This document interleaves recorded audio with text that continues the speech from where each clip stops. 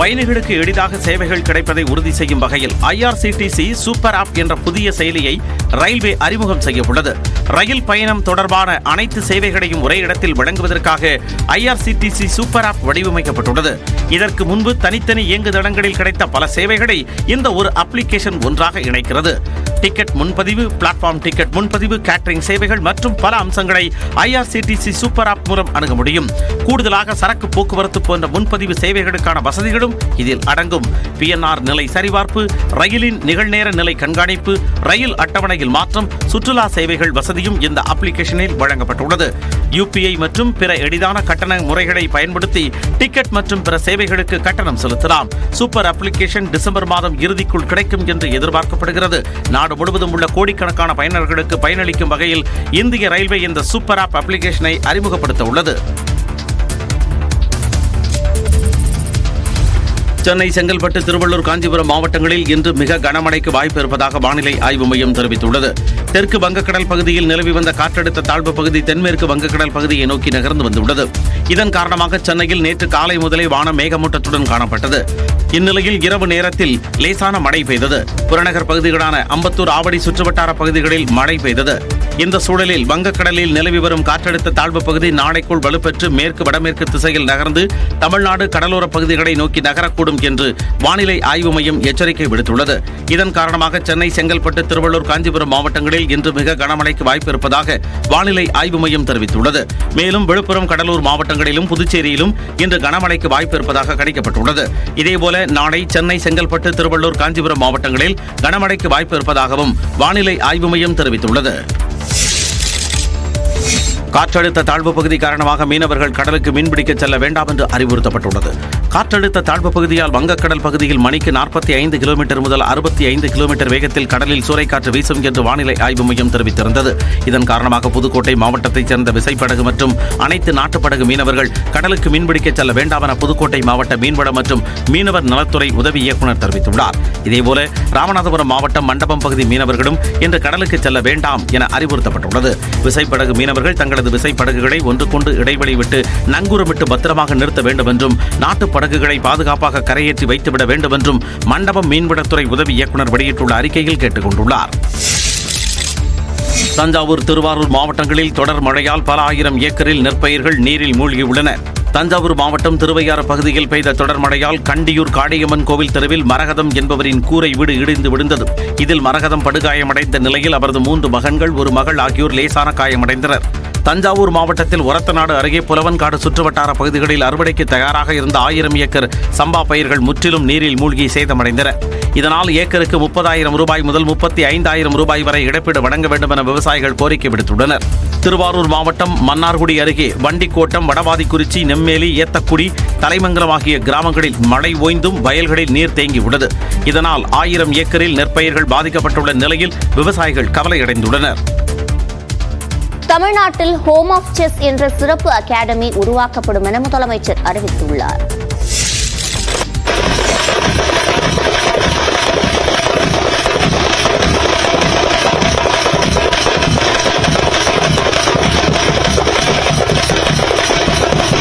சென்னையில் நடைபெற்ற பாராட்டு விழாவில் பங்கேற்க சென்ற உலக செஸ் சாம்பியன் குகேஷுக்கு வழிநெடுகிலும் உற்சாக வரவேற்பு அளிக்கப்பட்ட காட்சிதான் இது. சிங்கப்பூரில் உலக செஸ் சாம்பியன்ஷிப்பில் வெற்றி பெற்று சாதனை படைத்த குகேஷுக்கு தமிழ்நாடு அரசு சார்பில் பாராட்டு விழா நடைபெற்றது. இதற்காக வாலாஜா சாலையில் இருந்து நிகழ்ச்சி நடைபெற்ற கலைவாணர் அரங்கம் வரை குகேஷ் திறந்தபடி வாகனத்தில் அழைத்துச் செல்லப்பட்டார். மேளதாளத்துடன் அவருக்கு உற்சாக வரவேற்பு வழங்கப்பட்டது.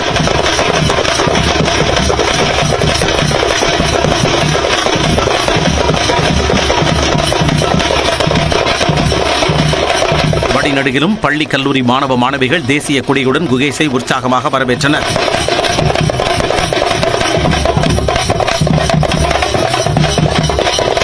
ரொம்ப சந்தோஷமா இருக்கு. எங்களுக்கு ஒரு சைடு நம்மளுக்கும் அதே ஏஜ் தான் அது, ஆனா நம்மளால அவ்வளவு சாதிக்க முடியலன்னு ஒரு சைடு கஷ்டமாவும் இருக்கு. பரவாயில்ல, அவங்க இந்த ஏஜ்லயே இவ்வளவு பெருசு அச்சீவ் பண்ணிருக்காங்க. இளம் வயதிலேயே சாதனை படைத்த குகேஷ் தங்களுக்கு முன் உதாரணமாக இருப்பதாக இதில் பங்கேற்ற மாணவ மாணவிகள் தெரிவித்தனர்.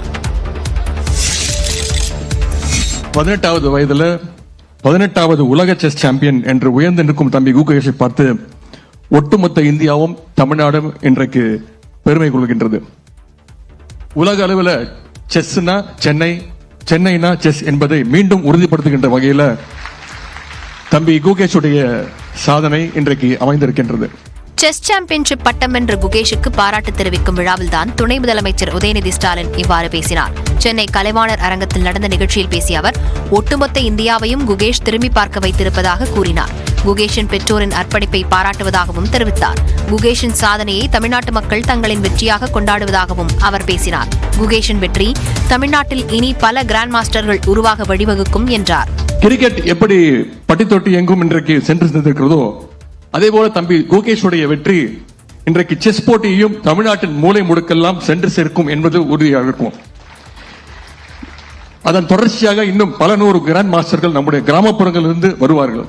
தமிழ்நாடு ஒரு நாள் உலகின் செஸ் தலைநகராக உயரட்டும். செஸ் சாம்பியன்ஷிப் போட்டிக்கு முன்பே குகேஷுக்கு முதலமைச்சர் பரிசு தொகை அறிவித்ததை குறிப்பிட்ட துணை முதலமைச்சர் உதயநிதி ஸ்டாலின், குகேஷோ விலை மதிப்பற்ற பரிசை நமக்கு அவரது வெற்றியின் மூலம் தந்துள்ளதாக தெரிவித்தார். உலக சாம்பியன் பட்டத்தை பெற்றிருக்கிறார் நம்ம குகேஷ் அவர்கள். புதிய சாதனை படைச்சிருக்கிறார் நம்ம பையன், சென்னை பையன். உலக செஸ் சாம்பியன்ஷிப் பட்டம் வென்ற குகேஷை வாஞ்சையுடன் முதலமைச்சர் வாழ்த்தி உரைத்த காட்சிதான் இது.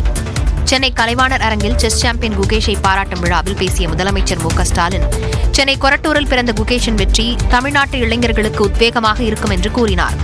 மேலும் திறமை வாய்ந்த சதுரங்க வீரர்களை உருவாக்க புதிய திட்டம் ஒன்றையும் முதலமைச்சர் அறிவித்தார். இந்தியாவோட 85 கிராண்ட் மாஸ்டர்களை 31 பேர் தமிழ்நாட்டை சார்ந்தவங்க. தமிழ்நாடு விளையாட்டு மேம்பாட்டு ஆணையத்தின் மூலம் செஸ் விளையாட்டுக்கென ஹோம் ஆஃப் செஸ் என்ற சிறப்பு அகாடமி உருவாக்கப்படும் என்பதை மகிழ்ச்சியோடு நான் தெரிவித்துக் கொள்கிறேன். செஸ் என்பது விளையாட்டை கடந்து வாழ்க்கைக்கு பல்வேறு விஷயங்களை கற்றுத்தரும் என்று முதலமைச்சர் கூறினார். செஸ் என்பது வெறும் மைண்ட் கேம் மட்டுமல்ல, நம்ம வாழ்க்கைக்கு தேவையான ஏராளமான பாடங்களை வழங்கக்கூடியது. நாம விரும்பி நம்முடைய காய்களை வெட்டு கொடுத்து வெற்றியை பெறுவோம்.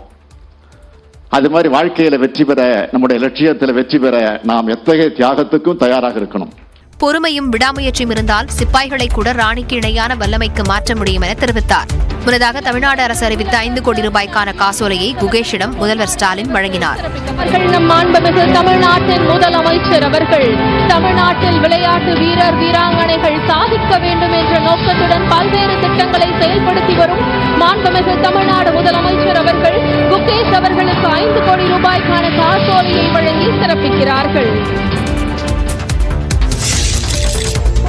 சர்வதேச அளவில் செஸ் என்றாலே தமிழ்நாடுதான் என்ற நிலையை எட்டியிருப்பதாக 4 முறை உலக சாம்பியன் பட்டம் வென்ற விஸ்வநாதன் ஆனந்த் தெரிவித்துள்ளார்.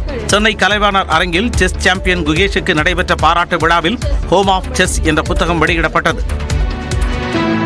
இன்று இந்தியாவிலிருந்து 80க்கும் மேற்பட்ட கிராண்ட் மாஸ்டர்கள் உருவாக அடித்தளமிட்ட திரு விஸ்வநாதன் ஆனந்த் அவர்களுக்கு புத்தகம் வழங்கி சிறப்பிக்கப்படுகிறது.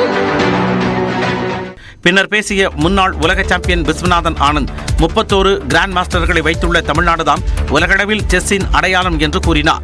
இப்போ 2 உலக சாம்பியன்ஸை வச்சுண்டு 31 கிராண்ட் மாஸ்டர்ஸை வச்சுண்டு தமிழ்நாடு இந்தியாவில் மாத்திரம் இல்லை உலகத்திலேயே செஸ்னா தமிழ்நாடுன்னு சொல்ல முடியும். நான் எதிர்பார்க்கிறேன் இங்கேருந்து இன்னும் வளர்ச்சி இருக்க போகுது. தொடர்ந்து பேசிய அவர் நிதானம் மற்றும் கவனச்சிதறல் இன்மை குகேஷின் சிறப்பான பண்புகள் என பாராட்டினார். I met Gukesh as a very young GM. இப்போ photos வந்துட்டே இருக்கு. Each one younger than the previous one. So, but and always and the dedication and the concentration. Gukesh always had these qualities. This calmness. என்ன நடந்தாலும் நம்ம effect ஆகக்கூடாது, அடுத்த நாளுக்கு focus பண்ணணும். That's really a very impressive quality.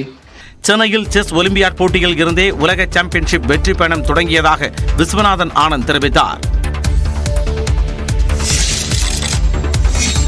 உலக அரங்கில் chess விளையாட்டிற்கு சிறந்த இடம் சென்னைதான் என்று உலக சாம்பியன் பட்டம் வென்ற குகேஷ் தெரிவித்துள்ளார். சென்னை கலைவாணர் அரங்கில் அரசு சார்பில் நடந்த பாராட்டு விழாவில் பேசிய அவர் தனது சிறுவயது கனவு நினைவாகி இருப்பதாக கூறினார். Chennai